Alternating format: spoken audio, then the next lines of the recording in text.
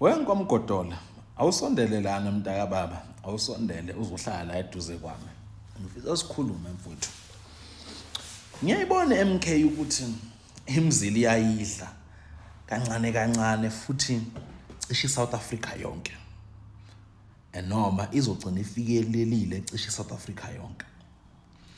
Bengizothi ke mina wenkomgodole bafowethu nina eniseduze nabantu abanezikhundla noma nabantu abaphezulu. Ngifisa nikhumbuze MK ukuthi ne-EFF ike yafika yadla imizila to the point ukuthi yaba iqembu elikhulu noma yalala isithathu emaqembeni aphikisayo amakhulu eSouth Africa. Ne-Cope yafika yadla umzila cishe nayo ngithi yalala isithathu ekubeni iqembu elikhulu eliphikisayo eSouth Africa.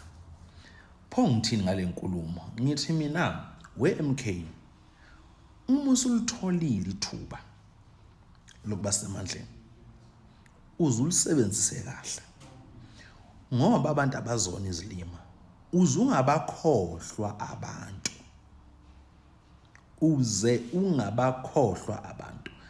Yebo ngeke nanelise wonke umuntu, kodwa uma nilenzile iqiniso kubantu imisebenzi yeni iyona yokhuluma ngaphezulu kwemlomo yenu, uze ungabakhohlwa abantu we-MK Party, ngoba labantu abakubeke phezulu bahlisana fast.